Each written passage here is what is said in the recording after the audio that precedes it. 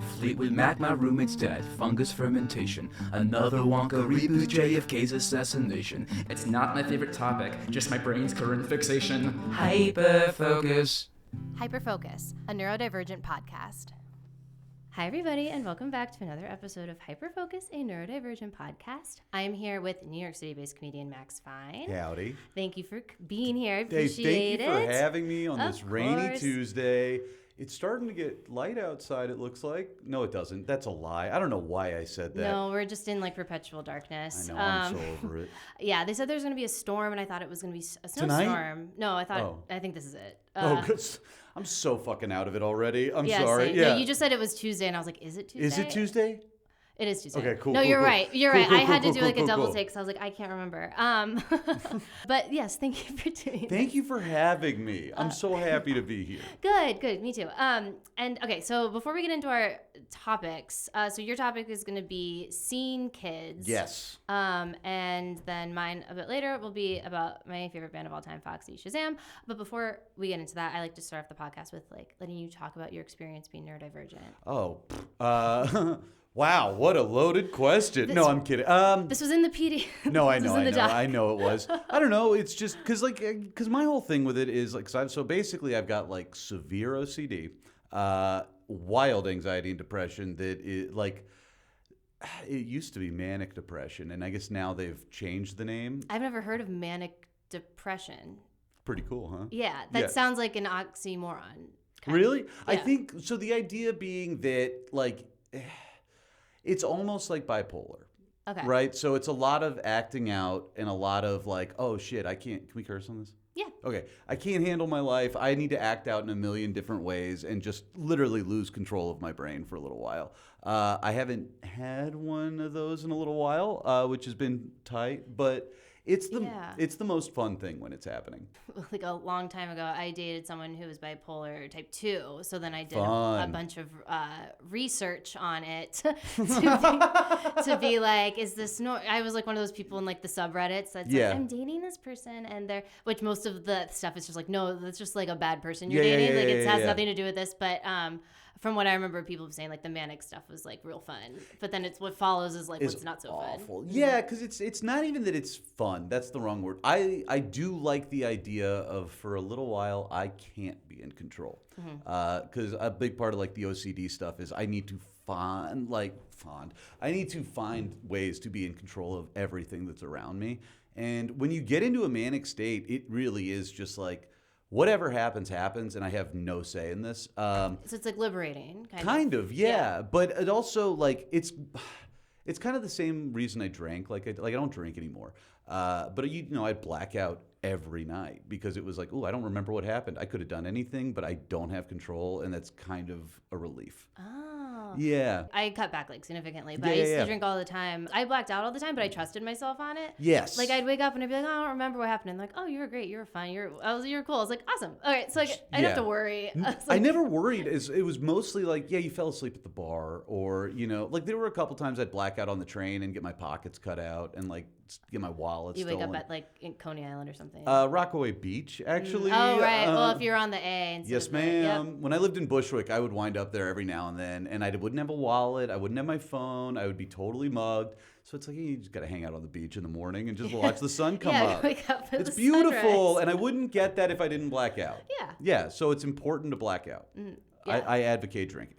Yeah. I think you're everybody like, should I do don't it. drink anymore, but I advocate for it I full-heartedly. kind of do. Yeah. If I'm being totally honest, I am kind of like, I like being around drunk people. I like seeing people have fun, but like, I can't have fun with it. Yeah, I'm sad I can't really drink any. It's just my body can't handle it. It sucks, right? That's the only time I feel like a regular person. I know. Yeah. Oh, I'm having like a great time. And then without sounding like an alcoholic, I'm like, no, drinking's awesome. Yeah. but I can't do it because it hurts too much. And I don't actually think I get as, like when I do drink, it's not like how when I used to drink either. Because we're the same age, I think. Yeah, right? I think so. 34. Yeah, I'll be 34 on Sunday. Oh, whoa. So I guess I'm like 2 weeks older. Okay. Or a month and a half. Okay, not that much. It's the same. Are you Scorpio or Sagittarius? Yes, Scorpio. Okay. Are you Sagittarius? Sag, yes. I don't know anything about them. That's okay. Okay, That's cool. a different conversation. Well, that sounds like a great conversation to have right now. No, sorry. No, but we should get into your topic of seeing kids. Yes. Tell me how you got here. I did watch like a refresher, like a YouTube video of seeing kids. Just know of someone like rehashing, like this person had like their categories of eras of seeing kids, and honestly, it was all kind of just defined by various social media. Yeah, that's kind of because like I grew up in like the live journal Zanga into MySpace era, and MySpace was where the scene kids really thrived, I think. Or at least my generation of scene kids did. Yeah, that's our the generation. gold. Our generation of scene kids. Our generation of scene kids. Yeah, that's what they define as like the golden era, or like that was It was. where it started Tumblr. Yeah, because it was like, for the first time you could connect with other people on the internet in a way that wasn't just like random. I guess it wasn't like chat rooms. It was like you kind of curated your own life on MySpace, and now it's the same thing with everything else. It's just split into different apps, but like. Yeah. I loved that I could pick up like a song on someone's MySpace, put it on my profile, and when people would be like, "Oh my God, whoa!" And then you got it like they would lie and like, "No, I've known about this." That's the whole thing about being a scene kid was just constantly lying. That is the entirety of being you got to say, "I'm not a scene kid." That was like crucial, right? If you admitted to it, you were a poser. And posers suck. That's so funny though. Yeah, because you can't acknowledge it, but you so clearly are. Yes, and I do think that like truly fucked me up for a long time after I because I was definitely a guy. I would flat iron my hair. So you were you were in the scene. Oh, you very were, like, much so. Yeah. I was in hardcore bands. I was like a screamer for a while. But I would flat iron my hair. I would wear girls' jeans. Before gender neutral jeans, it was you got to go and get girls' jeans with the high rise and just look like an idiot. Or the low rise. Low rise, high rise. I don't know. Same shit. Wait, what's the difference? Low rise is like it's lower. High rise comes up higher. Oh, then I was a low rise guy. No, that's just sure. that's what the jeans were. That's what. Yeah. I thought high rise was in the crotch. No, it's low high, like so closer to belly button. I get it now, and it makes way more sense when you say this because I legitimately was like, yeah, high rise. It means not meant for men, and that was kind of my. Never mind. Well, you learn something new every day. But it was like defined by the initial like superiority complex of like, oh no, my music's better than yours. No, the movies that I'm into are better than yours. My clothes are tighter than yours. My hair is longer and straighter. It was just like. The whole point of being seen was about trying to be individual while still being a part of this other thing. And it's such an oxymoron because you can't do both. And you wind up hanging out with people that like are constantly pushing themselves to be the worst version of themselves. That's what I got out of the scene thing was... Okay, yeah, how so? Maybe it was just the group of people I associated with, but it's like a lot of you go to the mall, right? And that's really all you can do when you're 16. It's like we can drive to the mall, chain smoke cigarettes. That's a big part of it. You got to smoke cigarettes. Okay. I don't think that was part of the YouTube I got. Nah, well, they were a poser. Yeah, that guy's a poser. He has no fucking idea what he's talking. They have no idea.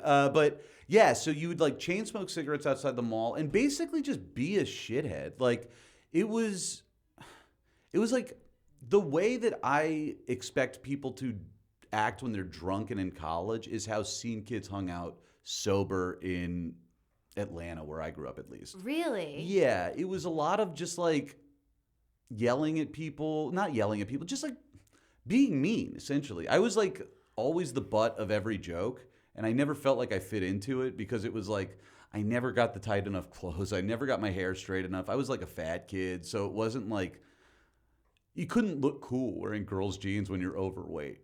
Well, arguably, does anyone look cool wearing That's fair. Those That's skinny fair. jeans? I mean, I still, yeah, they do. No, there's a reason that they're coming back is like what I hear. Wait, this is interesting though, because I feel like, I was never a scene kid. I also think maybe just because I went to Catholic schools with like uniforms that like you can only express yourself so much. Well, because I went to a private school until 8th grade, and did you have uniforms? Yeah, but Jew stuff, and it was.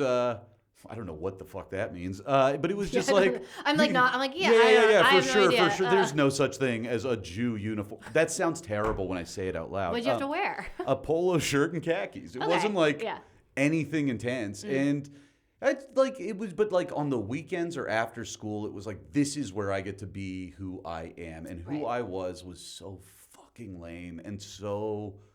I think a big thing that drew me into being a scene kid was just like I was so desperate for community, and being a part of something that was so focused outside of like on looks keeps you like from dealing with the internal shit. So it's like I really do believe being a scene kid was the same reason, like this sounds so fucking lame. It's the same reason I'm into Phish, is like it is a community that you didn't have before that is all built around a thing. And when scene kids, it was built around like social media and your online presence and how many friends you had on MySpace, who was in your top 8, like, and it was built around a music community for the most part. Like the hardcore scene was like the centerpiece of scene kids. Right. And you'd meet people all the time in like all ages hardcore venues where it's like, oh shit, I'm 16. I really can't do much else besides this. And because of that, you do become close with the people that you're surrounding yourself with.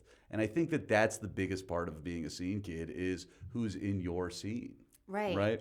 Well, it does feel like, I'm just like thinking about this now because I like studied like subcultures in college. I don't know. What did you study? Well, my major was media culture and communications. But Really? then I took a class my senior year, and it was about subcultures, essentially. We just studied all of them. But now that we're talking about this too, I feel like this is one of the first subcultures that's so heavily influenced by the internet. Yes. Compared to other ones where it wasn't so like looks dependent or like status oriented, maybe, compared to other ones where like you say even like Phish, that's like that's a bunch of guys. There's some women. Hold there's on. There's some women. No. It's that all like a thing. Yes. But it's not as much like you're not pointing the finger at other people, being like you're not a real Phish fan. I mean, maybe there's a couple. Oh, there's a lot of people that do that, but that's a whole other. But thing. is that like that doesn't feel as much of the core of it as like. It depends on who you talk okay, to. Never mind. I'm just talking. No, because that's a whole other thing. There's versions 1 through 4 of Phish. Okay.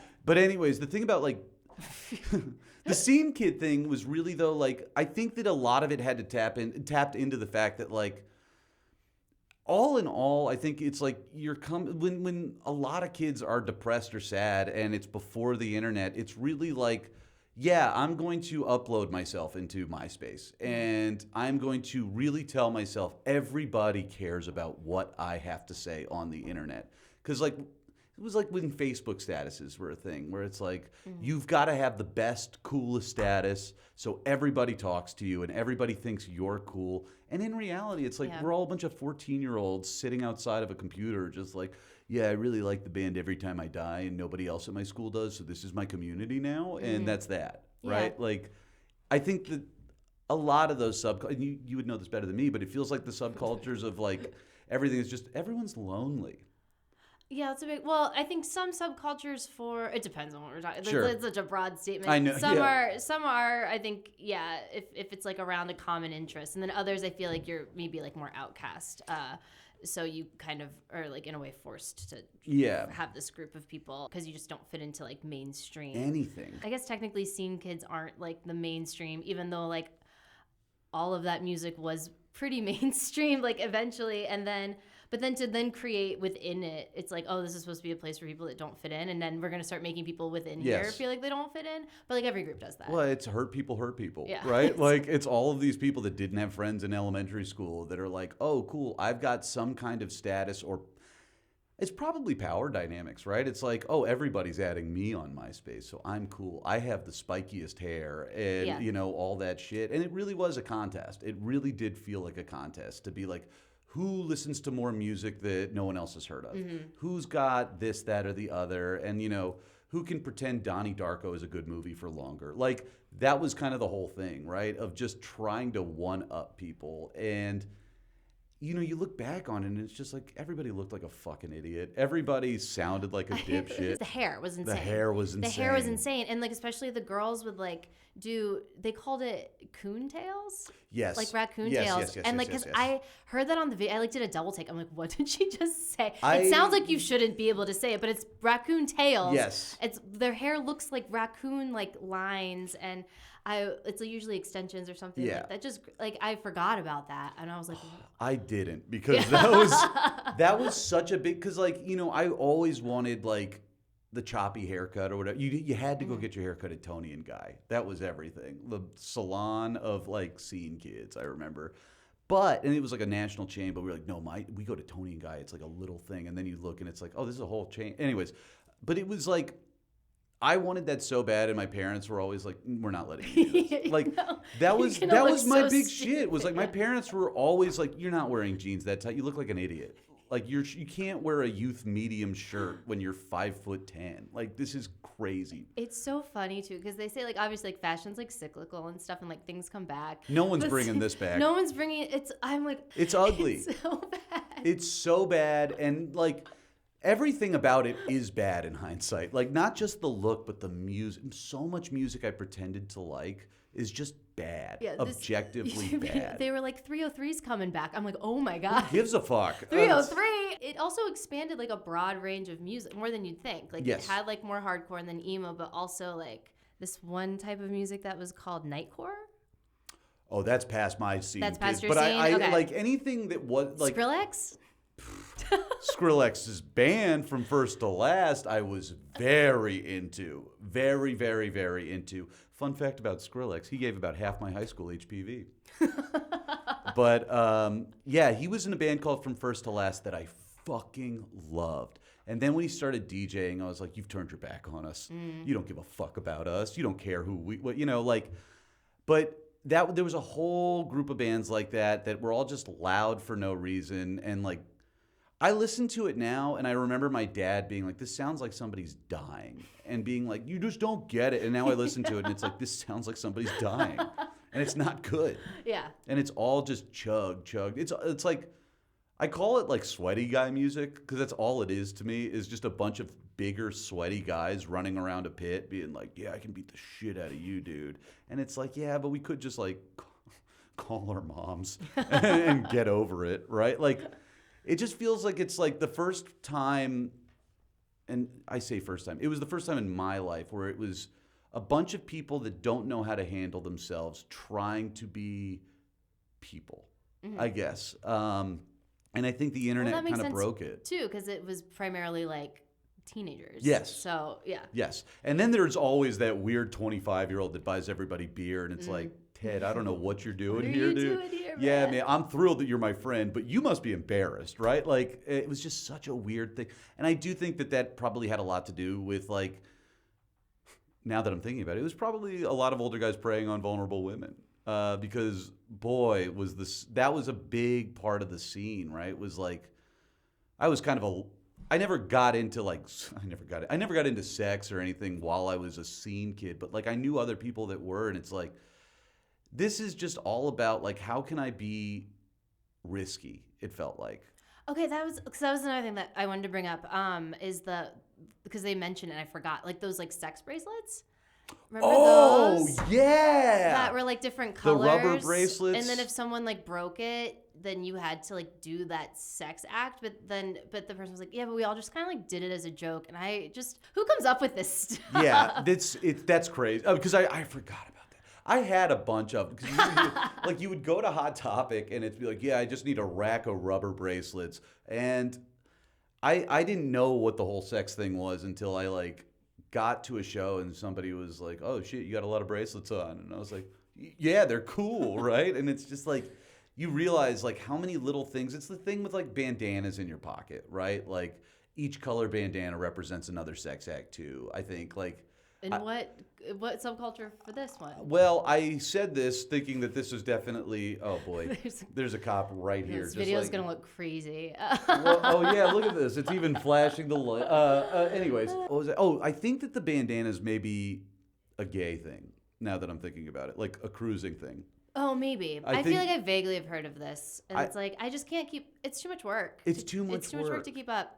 I don't know. And now I'm just like so averse to my phone and like TikTok and shit like that. There could be a whole scene subculture that's still thriving, and I have no idea. When I was seeing clips of like people on TikTok still trying to maintain this, I'm just kind of like, How? either you're like stuck in this nostalgia or it's something else. But it's like, but I think too, I have this like overall theory that I just don't think it's good for anyone to over-identify with any one thing. Sure. I always think of those bios on like Twitter, or now I'm on Blue Sky, which is the worst thing in the world, and everyone's just like a Gen X like blue wave. You got to get on Threads. No, I can't. Threads is where it's at. I can't give Zuckerberg my thoughts. He has too much. Wow. He has too much for me already. But everyone's always like mom, veteran, da da da. Like it's like these words that, like, this defines me, and I'm just like, you could just like. No, you just, I don't know. I just, if someone's like, you're not a whole person. I'm a this, I'm a that. I'm like, you're giving too much power to this like thing that's beyond you. And yeah. Like, what's the acronym I've seen a few times? SAH. I think it's like stay at home mom. And it's like, yeah. It's like, come on, dude. This is your whole personality. Like, this is what you're putting in your username on something that's like. It's this funnel of individualism that we've been working towards, like, collectively, and it's gonna burst at some point. Do you think that's uniquely American? I think it's a technology thing. I think it's a social media thing. It started first with like you had a TV for the family home and everyone could watch together, and then everyone got their own TVs and you could kind of watch what you wanted, and then all of a sudden you get to like MySpace or Facebook where you have your own page, and then that's how you present yourself to other people.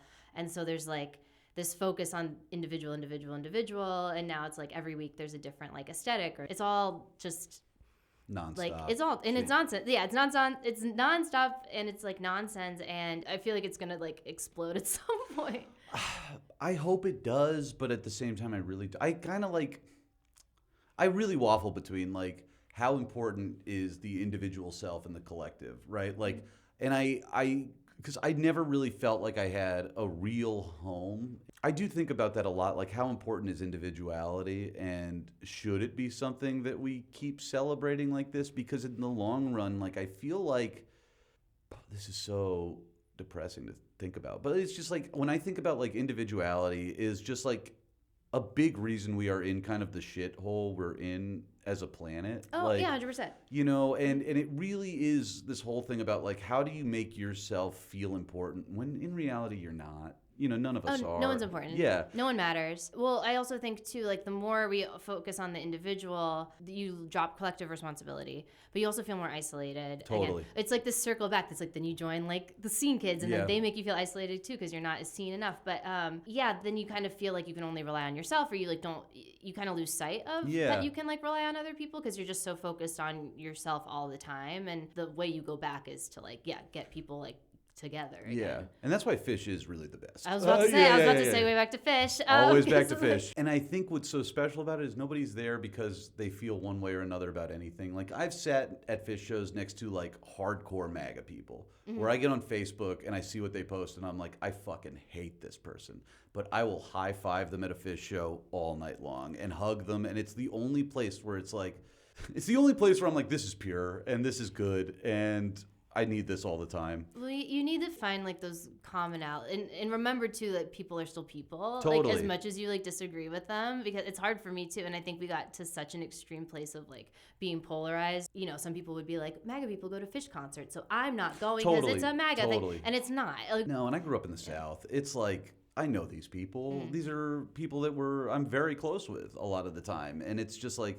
They have dog shit opinions about most things, and I do think a lot of them are probably bad people. But it's like, I don't care when we're all here for something, it really doesn't matter. You will see people of all creeds. I know people say like, oh, Phish is just a bunch of white dudes. And it really isn't. It's really not. It's just we're the only ones that are excited to talk about it. I'm going to do a really awkward segue. I would love to come back if this is okay. Oh, no, all right. That's the beauty of this podcast. My hyperfixations change constantly, which is why I started this. So tell me about Foxy Shazam, because I do love this band. I'm so bummed I didn't get to see them. Yeah. Oh, yeah. They were in New York last night, and so I went to their concert. They're my favorite band in the whole wide world. Great. They're from Cincinnati. And on the way down to it, I was thinking, like, to me, like, they truly feel like an artist, like a true artist in every sense of the word, because they're a weird group of guys. I first saw them in high school in 2008. That's when I was into them. Yeah. My friend took me to see their show in Kentucky, and he was just like, I went and had no information. He was just like, you need to see this band. Yeah. Which is now what I do to everyone else. So I'm just like, you got to see this band. That's how I feel about Phish. I get it. So it was Introducing album, That's which is their second album. That's the one that was the last one I kind of, I'll be honest. You fell off? I fell off. That's fine. I like, what was that song? I like it. I loved that song. I was like, this is fun. And then I was like, when did they become Queen? What happened to my Scene Boys? I have some thoughts on that. Yes. So they had one album before that, Flamingo Trigger. But like, that's the hardest rock, hardcore, you I guess could say. Introducing is fantastic, but it's still hard. I can't even like describe it. It's just like madness. Well, because even that first song on that album, it's so heavy to begin, and then it's just fun for a whole album, and it's really hard to explain that. But yeah, Flamingo Trigger was the first time I saw them, and I was like, this band is fucking nuts, and I love it. I love it, love it, love it. And they can back it up. They have the talent. So, yes. So 3 of the original members are still part of the band. Eric Nally, the lead singer, who I'm Facebook friends with for some reason, and the trumpet player, Alex Noth, and then the keyboardist, Sky White, is original. And then the original bassist, Daisy, who I've met him, is now with the band's called Lung. And the guitarist, there's a new guitarist, and then there's a new drummer. The drummer, who I met at the last show I went to, auditioned to be their drummer back when 17 years ago, and it didn't work out with like his school or something like that. He's from Pittsburgh, but he would sub in for them all the time. And then they broke up in 2014. They went on like a hiatus that they weren't sure when it was going to end. And then they got back together in 2020. Yeah. And he was their drummer after that. His name's Teddy. He's so good. Yeah, I saw him. I was like at the last show I went to, it was like they're switching over between the opener sets. And I just like turned around. He's just standing behind me. And I was like, hey. And Aren't you supposed to be like up there? Hi. He's like, have we met before? I'm like, no, but went on. That's awesome. I mean, Cincinnati loves these guys. They put up a show in Cincinnati. It's sold out immediately. I could talk about Cincinnati for hours on end too. That's my city. It's my favorite place in the world. Sorry, go ahead. And this was the thing too I was thinking about, because last night I'm at this concert and a lot of people were first timers, like many, which is also because Foxy Shazam they released 2 albums this year, but they were also the opening credits dance number song to the Peacemaker season 2 on HBO. Okay. James Gunn loves Foxy Shazam. Awesome. He's like this. He thinks they're the best rock and roll band in the world. That's great. And he was like, I'm gonna make everyone listen to Foxy Shazam, and that was so validating for me. Yeah. Because when I was younger, like I saw them twice in like Ohio or Kentucky, and then I saw them in college here at Bowery Ballroom. They would always play, and I'd drag a friend along, and everyone's like, "Oh, Virginia loves Foxy Shazam." So it was really validating for them to have like HBO level success, even though I don't care for Marvel stuff, just to be like, they're that good. Yeah. They're that good. So people at the concert or like at Kochek after, they were just talking behind me, like asking questions to themselves, and I like interrupted because they were like, how long has this band been around and this and that, like, are they new? And I was like, they're not new. And they're like, oh, are they from New York? And I'm like, nope. I was like, they're from Cincinnati. And I'm like so proud to always like say that, because I feel like, especially too, like when I moved here, well, I went to NYU, so it was like mostly I think people from New York and LA. So people were like literally the most like, oh, did you have like a farm? I'm like, are you an idiot? Like my one friend from Queens, she got a perfect SAT score on the math section. It was like, I don't know if I could find Ohio on a map. And I was like, it's literally next Pennsylvania. It's in the middle. It couldn't be more simple. It's like not far actually. Or I feel like Ohio's just like an easy state to make fun of. Yeah, because it's always, every 4 years, Ohio gets mentioned. It's like, oh, we got a swing state. It's not a swing state anymore. That's a whole separate conversation. But I'm like, no, there are a lot of very cool people there. Cool, weird, interesting, artistic people. I mean, I just think Eric Nally is like the best showman ever to perform on stage. Yeah. He's fantastic. He eats cigarettes, for God's sakes. Sky is classically trained. Alex is classically trained too for trumpet playing. I don't know. So I just like love them every time I get to see them. And then after the show, the friend I dragged with me, it was so funny. I dragged a friend with me last night, and then after the show, she ran into a friend of hers from high school, who also, and he turns to me, he's like, are you a new fan since Peacemaker? And I was like, oh no, I like pull up my shirt. I was like, this shirt's from 2008. Like I've been a fan since high school. And his friend who he was with, she was like, hell yeah. So she was like, me too. Like I saw Eric Nally at Cedar Point once, and I was like, yeah, I caught them at this concert at LPR. She's like, I was at that concert. She was like, yeah, and then I caught them at this concert. She was like, I was at that one too. We were all at the same concert. So like now we're connecting. Yeah. She was like, all right, let me know next time you're going, because we gotta go. Like this is Phish. This is exactly the same thing. We're forming our own fish. Yes, do it. Yeah. You should. Everyone should have their own fish. I really believe that. It's like I'm on a subreddit of like 5,000 people maybe. It's Yeah. like there's none of, I'm on a Discord now and where everyone's just kind of like, I love these guys, like happy for them. So, because I just feel like it's a band everyone needs to see before they die. So you've already seen them, so you're good. But Yes. I've seen them. I have not seen them in a space with more than like 100 people. But that's the best place to see them, I think, is like the smaller, the better. Because that's it. Because with Phish, I'm like, it's the only band where I'm like, the more people, the better here. I love up close, and they're all just like sweaty, and like Sky throws his like keyboard into the crowd, and the crowd surfs, and like they're just wild. But it's so fun to be like so close to the energy. They sound like a circus. They are a circus. Yeah. They are a circus, and now they're like 40, and they're still a circus. It's They're only 40? Mm-hmm. That's awesome. Yeah. I really thought they were a lot old. That really puts... No, they're like really like pretty much our age, just a little older. That sucks in a lot of ways. I haven't accomplished anything. Sorry. And well, because Eric Nally still eats cigarettes every show, does somersaults and all up and down the stage, but he runs like 1,000 miles every morning. Yeah. He posts about it on his Facebook. Okay, well, we have to wrap up, but thank you so much for joining me. Thank you for having me. You probably got some Cincinnati people, right? You got some Cincinnati people, I'm sure, that listen to this. My parents. Well, tell your parents I'll be in Cincinnati on June 27th of next year. Yeah. Hell yeah. They'll be hanging out at O'Malley's in the alley probably. Perfect. Max Fine is a New York City-based comedian, and you can follow him on Instagram at maxfine_, or check out his website, finecomedy.com. These are going to be linked in the show notes. And you can also follow this show at Hyperfocus Comedy for updates on episodes, live shows, etc. There's also a Patreon linked in the show notes as well. And thank you so much for listening. This has been Hyperfocus, a neurodivergent podcast.